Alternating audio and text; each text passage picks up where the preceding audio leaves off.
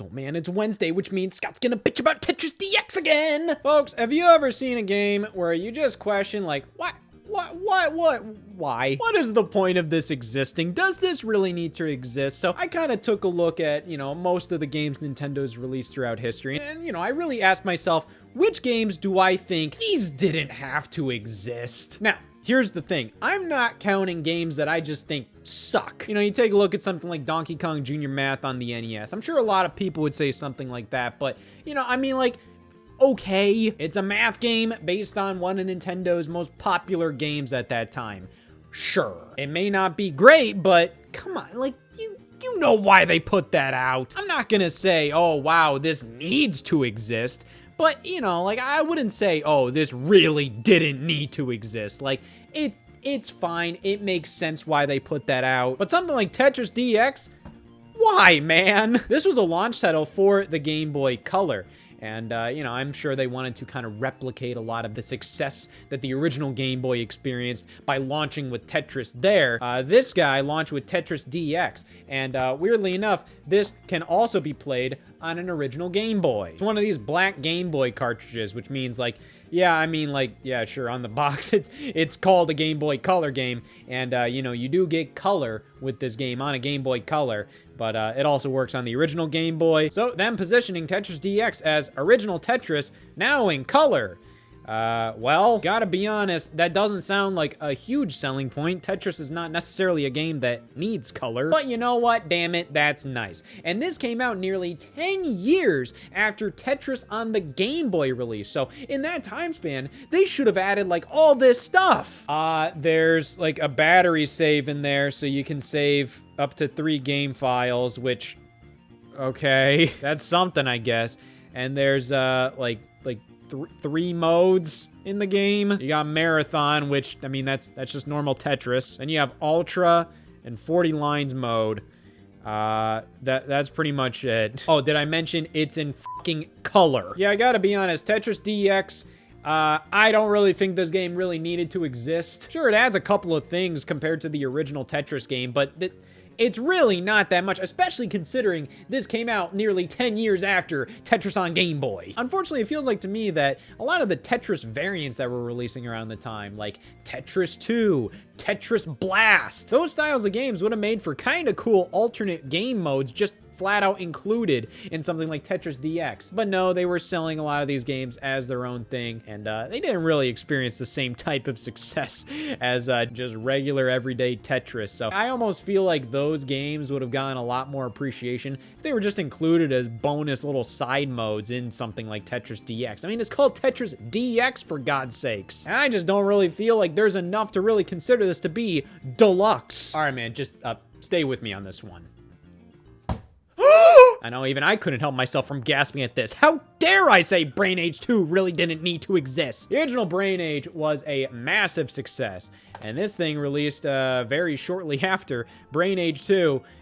This is quite literally just another volume of Brain Age. Even seeing the subtitle, more training in minutes a day. I feel like this almost fits in line with those big books of crosswords or something, and then there might be a volume 2 of it released, and they just go oh, more crosswords or something. I don't have a specific example for this, and I feel like you would be shocked if I did, right? But you know what I'm saying here. It's almost like this is another edition of little brain training things. You don't need to play Brain Age 1 to play Brain Age 2. You don't need to play Brain Age 2 after playing Brain Age 1. These are quite literally just 2 different volumes of the same thing. Yes, there's new different brain training games in here, but I just kind of feel like you can get the gist with Brain Age 1. There's nothing that Brain Age 2 does infinitely better than Brain Age 1. Now, when you move over to the 3DS and you have Brain Age Concentration Training, that feels like a full-blown sequel to the original Brain Age. So this feels just like a variant of Brain Age you can pick up if you want. If you genuinely went through everything in Brain Age 1 and you're like, God damn, I want something new. Well, this doesn't really give you anything new. This more so just gives you more Brain Age. That brings me to this point.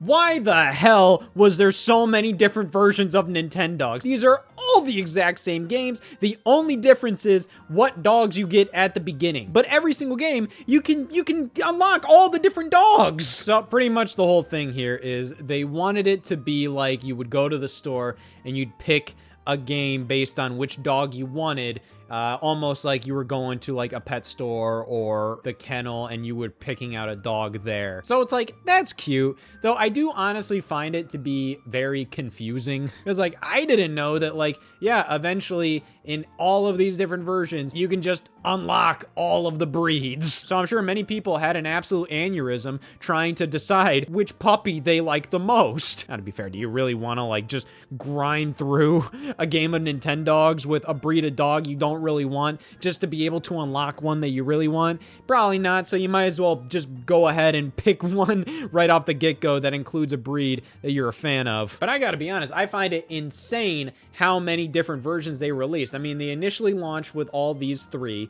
and then this was a very special edition of Nintendogs included in a Nintendo DS bundle, the Best Friends edition, which is kind of just like, oh yeah, I guess these are the most popular breeds, I guess, available at the start. But then in 2006, they put out Nintendogs Dalmatian and Friends, and the Dalmatian was a much harder dog to unlock in all these other base games. So here he is, he's right at the beginning, but it just gets to the point where I'm like, yeah, okay, well, it really didn't need to exist. All these fucking different versions of Nintendogs. Like, Jesus Christ, man, like, why are there so many different versions of this game?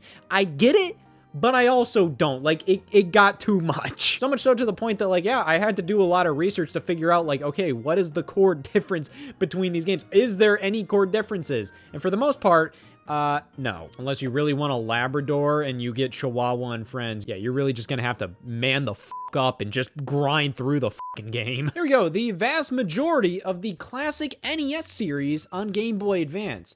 A lot of these games don't make sense to be like standalone releases on the Game Boy Advance, or they already had like ways to play a lot of these games elsewhere on the handheld for far cheaper prices. Each of these retailed for $19.99 back in the day. And it's like, for what they are, they're kind of cute little collectibles. Like, you know, they have the black box, even though some of these games didn't have black boxes on the NES, but, you know, they wanted to go with like that old classic NES style, the black box style, and you know what? I respect it. But my thing is, a lot of these games just don't warrant being released on their own. A lot of NES games are genuinely fantastic games, but they went for just like a lot of games that like I just don't really think deserve this treatment.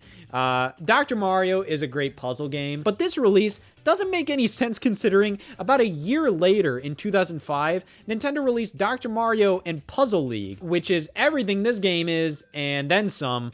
So I'm just kind of thinking like, why did they put this one out? I know this came out first, but still. Ice Climber, why did he put this out? It's just Ice Climber. Pac-Man, this one's pretty rough, just considering the fact that, you know, you had Namco Museum's release on the Game Boy Advance. You had the Pac-Man Collection release on the Game Boy Advance, where you literally just got full-blown Pac-Man. But no, here's just the original NES game of Pac-Man, and that's it. That's all this is. Yeah, this is not worth it. Especially around the time in 2004 when this released, you could get like the Pac-Man collection on GBA for the same price, if not cheaper, than what this retailed for. This was ridiculous. Same goes for Xevious. This is another like Namco arcade game that got an NES port, and the NES port got a classic NES series re-release. Why? At least with a game like Metroid, I understand, because like, hey, this is a classic NES game, and like there's enough meat to this game where, yes, I do think $20 is overpriced for something like this, but at the same time, like, you know, I understand it. This is one single arcade game that you put in a collection of arcade games. This doesn't work as its own game. This one does. However, they also put out Metroid Zero Mission on the Game Boy Advance. One of the best games of all time, like a full-blown remake of Metroid 1. And that is the best version of Metroid 1. Like, that is the one you should play. So yeah, that just completely negates this release. Like, I'm just like, don't even bother with this one. But hey, let's be fair here. Metroid Zero Mission is a from the ground up remake of Metroid 1. This is the original, and there are a lot of differences. Like, Zero Mission is practically a brand new game. So yeah, you know what? It makes sense. You can have the original on GBA. One problem, the original is included with Metroid Zero Mission free of charge. If you beat Metroid Zero Mission, you unlock the original NES game. Why? Why would you buy this? And then we have Excite Bike. Excite Bike is a fun little classic NES game, you know, like it's good and everything. Good for it. The thing is, this at $20, that's still a bit steep. But Nintendo valued this game on Game Boy Advance at $5. Because Nintendo was fucking around a little bit in the Game Boy Advance era with the EReader. One of their worst accessories ever, where, you know, you plug that into the Game Boy Advance and you can swipe cards. And, you know, they released a lot of old school NES games as cards, and you would have to slide 5 of them across the EReader there. And then, yeah, with the EReader plugged in, you could then play these NES games. And it was kind of cool that, you know, like, oh, the NES game is just all in this pack of cards. That's kind of cool. Of course, the EReader flopped because who's even heard of the EReader? And okay, like, let's be honest. A Game Boy Advance cartridge of Excite Bike is a lot more convenient and a lot more easy to use than lugging around an EReader and 5 paper cards to scan every time. And scanning these things with the EReader is annoying and it doesn't always work very well. But still, you could play Excite Bike on your Game Boy Advance for $5 compared to $20. Why does this exist? So yeah, a lot of the classic NES series games, I don't really think needed to exist. At the same time, I don't think these EReader cards should exist. So yeah, I'm miserable. Who cares? Damn, who am I? Somebody who hates joy and fun. Yeah, I don't think Fling Smash needed to exist. This one released in like 2010. You know, like before this, Nintendo mainly had, you know, the Wii Remote, and then you had the Wii Motion Plus that came bundled with Wii Sports Resort. And, you know, that all worked fine and good, but they eventually released the Wii Remote Plus, which included Wii Motion Plus baked in. And they had this bundle with this game right here, Fling Smash, where this was kind of going for a Wii Play kind of setup. I believe this retailed for $50, so similar to Wii Play, it is kind of like, oh, this is a no-brainer. I get a controller, and then for $10 extra, I get this full-blown game right here. Here's the thing, though, man. Fling Smash, it's like, it's fine. But to be honest, comparing this to Wii Play is like 9 different mini games. And Fling Smash is kind of like if you took a game that was about as deep as one of the games in Wii Play and you just extended it to be like, you know, like a bit longer. I know I'm a big Wii Play defender. I think Wii Play is good, clean fun. It isn't anything mind-blowing, but like, yeah, you know, like you can have fun with a couple of the games in here at the very least. Fling Smash has the depth of about one of these, which means like, yeah, it's cute, I guess, but it's also like, I would much rather have something like Wii Play, which is just a couple of different fun little mini games rather than one mini game that's extended to the length of a very small full game, which I don't think Fling Smash did all too well, because in June of 2011, so just that very next year, they did a sequel to Wii Play, which is exactly what I'm asking for. Just a couple of games which takes advantage of Wii Motion Plus. So I don't think Fling Smash did the job. It's fine, but it's like, come on, guys. All right, this right here, this game is genuinely pig shit. Mario Sports Superstars. I don't think this game needed to exist whatsoever. This game genuinely feels like a very cheap, cobbled together thing for Nintendo to release. That's all this is. It's literally just, all right, we want to put out a Mario thing on 3DS in 2017, because in 2017, you know, the Switch had already launched at this point, and I think they just wanted to put together some low-risk 3DS software so then they could have stuff on the shelves, they could support the 3DS, and maybe make a quick buck there while they're doing it. That's why in 2017, 2018, 2019, you saw a lot of remakes, ports, re-releases on the 3DS, just stuff that they could put out to support the handheld, but also so then they could kind of focus primarily on the Nintendo Switch at the time. And Mario Sports Superstars is a collection of various sports for Mario and friends to play. And that's it.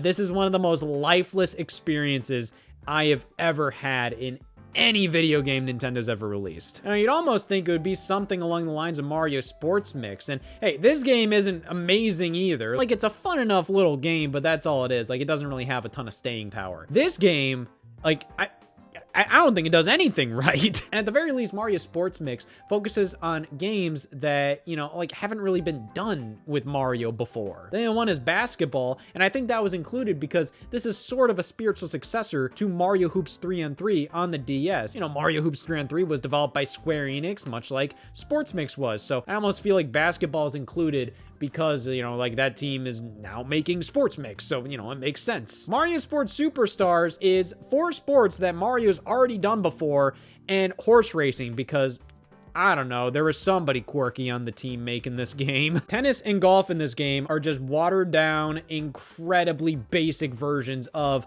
Mario Tennis Open and Ultra Smash and Mario Golf World Tour. Soccer and baseball are awful husks of what those sports are in the actual Mario sports games, you know, Mario Strikers and Mario Baseball. And even then, like, soccer in this game just plays nothing like Mario Strikers. It's just the most basic, soulless soccer game I've ever played. And then horse racing, it's just a basic fucking, like, racing thing. And they try to make it out to be, like, this actually deep thing where there's some moments where you can bond with your horse and stuff. And I'm just like, why does any of this matter? It's awful. This game is genuinely just like, oh, they put it out to just have 3DS content on store shelves, not because, like, oh, it made sense to. I mean, like, 2 of these sports are already available as full-blown games on 3DS, which makes this almost seem like, oh man, this is like some value package. But it's like, yeah, I mean, they cut literally anything of worth from all these sports to make it so then, like, oh yeah, we can include tennis and golf only if you rip anything of worth out of those sports, so then you still have a reason to buy, like, Mario Golf standalone and Mario Tennis standalone. Yep, awful video game. And by comparison, this is a fucking masterpiece. Mario Party the Top 100, I think almost warrants its existence. But again, this kind of falls in the trap of Mario Sports Superstars. You know, this launched in 2017, the year of the Nintendo Switch. This is kind of just here as just something to put out on 3DS. And, you know, they kind of like present it as almost this celebration of the Mario Party series, but it literally is just a collection of 100 minigames. And I wouldn't necessarily call this the top 100 Mario Party minigames. It's 100 Mario Party minigames from throughout the series. They got that right. There's like one really shitty basic board to play on in this, and it's based on Mario Party Star Rush, which was a weird Mario Party game. So it's like, this doesn't really feel like a celebration. It just kind of feels like, hey, let's cobble together some assets, let's use a bunch of old content, and let's make a new Mario Party for 3DS, which already wasn't an ideal platform for Mario Party, yet they put 3 goddamn Mario Parties on this handheld. And I feel like they did it just so then they could put out a game that holiday season that looked like a very compelling little Mario game. You know, I feel like a lot of games like this kind of sell to parents that go into the store and they're like, okay, my child has a 3DS, they like Mario, oh, that Mario game, okay. You know, when I was a kid, I got Mario vs. Donkey Kong 2 on the DS for Christmas, and I'm pretty sure it was just because, like, that box art, you see this big, bold 2D drawing of a mini Mario, and I think my mom saw it and was just like, oh yeah, Mario, Scott likes Mario, okay, there you go. Like that's how a lot of these games sell, and I'm sure that's why this got put into production and why this got released. I think what really sucked about the Top 100 was that this was a great concept for a Mario Party game, yet it felt wasted on the 3DS. Like, everybody said when the Top 100 got announced, like, oh my god, why isn't this on Switch? But thankfully, Nintendo actually revisited this topic for Mario Party Superstars and went above and beyond with it. You know, the mini games are great and all, but you really need the boards. The boards really make a Mario Party game a Mario Party game. And thankfully, Superstars did the whole, like, oh, here's 100 mini games from the series past, and here's 5 boards remastered from the N64 games. So thankfully, this whole concept of a Mario Party release wasn't all for naught. But I got one more Mario Party game to talk about. Don't worry. I'm talking about the Nintendo Switch 2 edition of Mario Party Jamboree. Super Mario Party Jamboree Nintendo Switch 2 edition plus Jamboree TV is a huge waste of goddamn time. I honestly think it's genuinely misleading because it's titled Super Mario Party Jamboree Nintendo Switch 2 edition, but there's no Nintendo Switch 2 edition of Jamboree. When you boot up that version of the game, it shows you a menu where it's like, oh, you can play just Super Mario Party Jamboree, and it shows the Nintendo Switch logo. And when you go into Jamboree, there is nothing new. It runs at the same frame rate, resolution. There's nothing new about that version. But then at that startup menu, you go over to Jamboree TV, and that version runs at like 4K, and, you know, like all of that stuff, and that's where you access all this new junk. It is such a badly designed experience to have like these two different elements like separated that way. It feels very lazy. It feels like this was really cobbled together. And honestly, Jamboree TV doesn't need to exist. It honestly feels like this was just something Nintendo commissioned, so then in Switch 2 commercials, they could showcase people using the camera, using the Joy-Con as a mouse. And that stuff is kind of cute, but it's also like there's no staying power with any of that. I don't care about any of that. With Mario Party, I want more substantial content. Jamboree already has a good amount of side modes that I think are actually some of the best in the whole series. Like something like the Bowser Kaboom Squad in Jamboree is actually really cool. That's kind of a cool little thing, but that's just the thing. It's a little thing. It's a side thing. It's kind of like, oh, that's a cool little thing, but like you go back to Mario Party every single time. So it's not like I don't want any of these extra little experiences, but as paid DLC, I don't want it. I don't care. And that's what Jamboree TV is. It's all these little small Mario Party side modes that you play once and then you never play again. So in my opinion, I don't think Mario Party Jamboree Switch 2 Edition really needed to exist. And you know what? A Switch 2 edition of Jamboree doesn't exist because when you boot it up, it's just the Switch 1 version. Jesus Christ. All right, man, I'm just gonna say it. I know a lot of you just pissed yourself right here. The fact that there's so many Donkey Konga games is ridiculous. And this isn't even all the extra ones. You know, if you account for the fact that like, hey, you know, Donkey Konga 2 in North America has a different track list compared to the European and Japanese versions, there's like a dozen versions of the Donkey Konga games. And yeah, I'm just gonna say, I don't think Donkey Konga is all that great. I love the concept, the name, the branding, all of that. I think it's fun. But like actually playing this game, it is the loudest experience ever. It hurts my damn hands. And yeah, Donkey Konga 1, 2, 3, they all released in such a short time period of each other. 3 only released in Japan. Yeah, that makes sense, to be honest. Yeah, I just found the amount of games that released here to be completely unnecessary. I honestly do think all you needed was Donkey Konga 1. It's a novel concept. It did what it did. It did it fine. Boom, there you go, good to go. But no, Nintendo just had to keep using the damn DK bongos. It was insane. They put out Donkey Kong Jungle Beat, a fucking platformer that used the bongos. And you know what? Like, okay, I can understand that not needing to exist, but it's so crazy they were able to make that work. Sure, I like Jungle Beat. But how about a game that almost used the DK bongos? Donkey Kong Barrel Blast. Yeah, this game doesn't fucking need to exist. I gotta be honest, like when I played through this game and I 100%ed it for that Scott the Woz episode about it, yeah, I saw like literally dozens upon dozens upon dozens of hours of this game. And I got pretty damn good at it. I learned it to its core. And yeah, it is... like at the very best, it's like a 5, maybe a 6 out of 10. But yeah, this just feels like a lost little kid. Like it doesn't know where to go. It doesn't know what to do. At least if it released for the GameCube and it used the DK bongos, then all of this would have at least made sense. Like, oh, this is just some weird gimmicky racing game that uses the DK bongos. Okay, I get that. But then they moved it over to the Wii, and at that point, I'm just kind of questioning, like, okay, well, why does this game exist? How about some other 3DS games, like Hyrule Warriors Legends?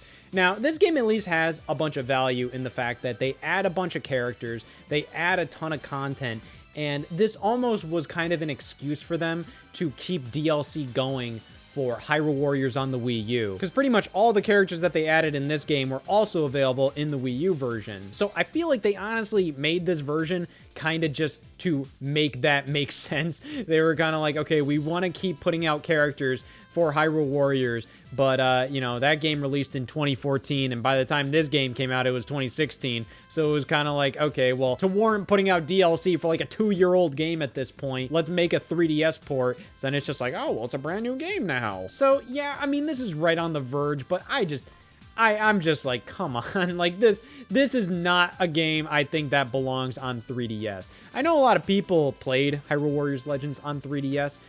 You know, new 3DS would be the best place to play it, because on the original 3DS, my god, this game barely fucking runs. But I just find the mere concept of Hyrule Warriors on the 3DS is incredibly flawed to me. Like, that just does not sound good. And it's not necessarily a great experience overall. Like, I would honestly say Hyrule Warriors Legends, the concept of this game, it doesn't sit well with me. I don't think this should exist. Now, overall, I'm happy this exists, but if it was up to me, like if you came up to me and I was in charge of any of Nintendo at that time and you said, hey, I want to bring Hyrule Warriors to the 3DS, I would look at you funny for like a good 5 minutes before I would even respond. Does anybody think Wii Chess should have existed? It's not like this is necessarily a bad chess game, but it's like, I don't know, considering this to be like Wii Chess, this is a part of the Wii series, you know, Wii Sports, Wii Fit, Wii Play, all of that.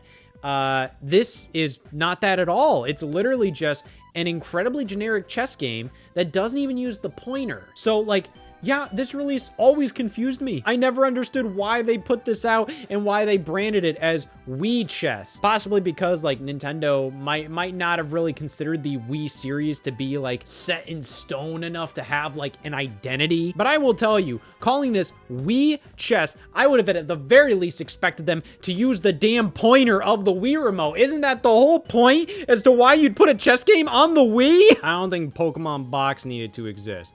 There's a Pokemon channel, which I also don't really think should have existed, but I don't really have that much to say about it. I'm not a Pokemon channel connoisseur, but to me, Pokemon channel has always kind of been like, this is almost like a GameCube successor to Hey You Pikachu, where this is definitely aimed at very young children. I mean, like, look on the back. They're like, oh, yeah, it has a coloring book. I mean, there's some cute little things here. Like, you know, they have clips you can watch and, like, oh, you can play with Pikachu and stuff. Like, this is obviously aimed at a very young audience. But Pokemon Box, you know, this is kind of a weird thing because this is generally kind of considered one of the holy grails of not only GameCube collecting, but Pokemon collecting. An extraordinarily rare GameCube release. And all Pokemon Box is it's just a way for you to organize your Pokemon. You plug your Game Boy Advance into your GameCube, you organize your fucking Pokemon. That's what Pokemon Box is. I'm sure some people might be like, oh, no, it needed to come out. Okay, yeah, go for it. Yeah, tell them. If you can make an argument, I would love to hear it. But it definitely just does seem like kind of like this is just something that they were like, why not? Let's put this out. It was only available to purchase at like the Pokemon Center in New York, which eventually turned into like Nintendo NY. So it's like maybe they released it as kind of like, okay, this would be kind of a cool little limited release for diehard Pokemon fans. And also maybe it'll drive some more GameCube sales to have like a big thing you can do with Pokemon Ruby and Sapphire only on the GameCube. So like maybe it was kind of just like a very small effort to do something like that.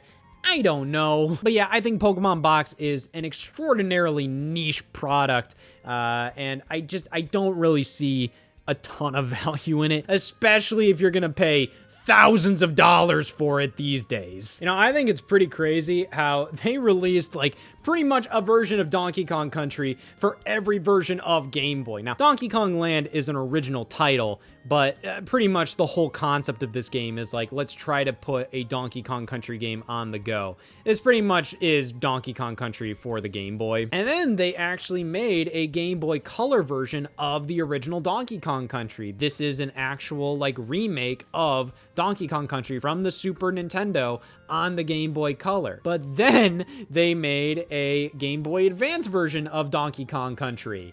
You know, I think this is a little excessive. If I had to pick any of these ones that I don't think needs to exist, I would say it's the Game Boy Color version. I mean, it was only like 2 years later or so that they put out the GBA version of Donkey Kong Country. So it's kind of like this is just in a weird spot, man. Donkey Kong Land on the Game Boy is impressive for being a Game Boy game. DKC on the GBA is a pretty faithful adaptation of DKC. You know, like it actually runs and looks decent enough. You know, it's not perfect, but it is a solid version of Donkey Kong Country. And then this is just, this doesn't do anything very well. I guess it's still impressive because it is on the Game Boy Color, which was significantly less powerful than the GBA. But when you're just so close to the GBA version releasing, and then you just see how this comes out, and I'm just kind of thinking like, yeah, I don't really think this needed to happen. Impressive, no doubt. I think it's cool,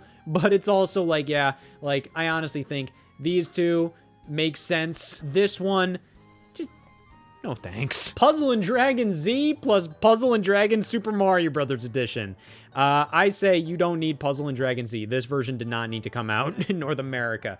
I'm happy it did, you know, like the whole thing with this is Puzzle and Dragons was this insanely popular mobile game in Japan. And they released this 3DS version in like 2013 in Japan called Puzzle and Dragon Z. And then they eventually did a Mario edition of Puzzle and Dragons.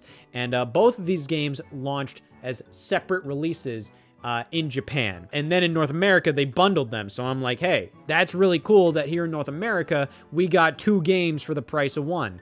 One problem is, I don't think a single fucking person ever played Puzzle and Dragon Z. It was always about Puzzle and Dragon Super Mario Brothers Edition. So I will say, you didn't need to release Puzzle and Dragon Z. I think Puzzle and Dragons Mario was the sole reason why anybody bought this game. Oh man, I'm sorry guys. I feel like I've been a little bitch tonight talking about all these games where I'm saying like, well, that didn't need to happen.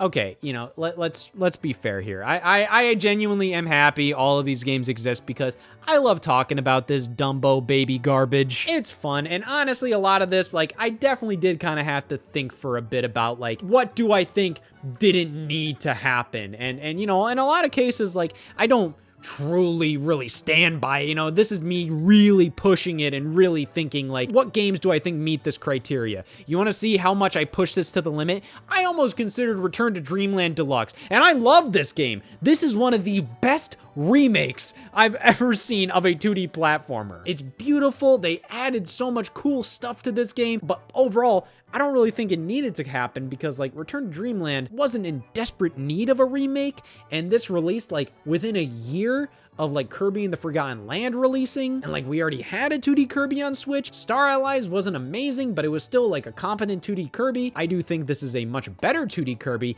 but at the same time, it is still kind of a vanilla 2D Kirby. So, you know, I was kind of thinking like, okay, you know, like this probably didn't need to happen, but overall, I'm really happy it did. This is a phenomenal Kirby game. But you know what? I'm deciding against considering that to be a game that didn't really need to exist. You know, a lot of these games I do really like, but this final game, I think 100% deserves to be here. Ta-da! Mario & Luigi Bowser's Inside Story plus Bowser Jr.'s Journey.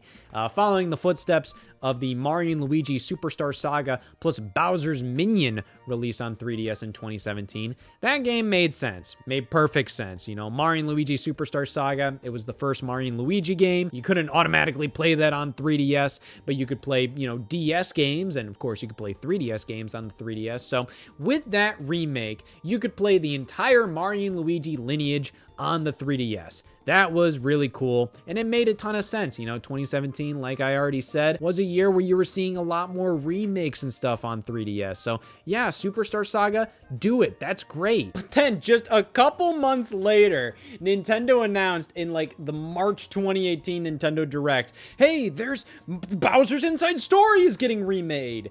The third Mario & Luigi game, and one that released on the DS. Now, Bowser's Inside Story is generally considered one of the best Mario & Luigi games. You know, it's a fan favorite, but honestly, the second Mario & Luigi game probably needed a remake a hell of a lot more. You know, Partners in Time is a solid little game, but it's also like, it had some problems. But Bowser's Inside Story, yeah, I just found it bizarre how they announced this just mere like months after Superstar Saga's remake released. And this was following the same format of like, oh yeah, it's this game plus a new little side mode or something that isn't very good. Yeah, they announced this in March of 2018 and it released like a year later. Like this came out in January 2019, which is ridiculous. Like, okay, why did they announce this so early? Why did it even release in general? You could already play Bowser's Inside Story on the 3DS. And this doesn't even play it in 3D. So it's just like, you don't even have that unique little aspect they could have added to it. This felt like such a bad read for what people wanted. You know, I think they developed this because they were like, oh, well, Bowser's Inside Story is the fan favorite. People love that game. And yeah, we can use the Superstar Saga remake assets and just put this out kind of quickly.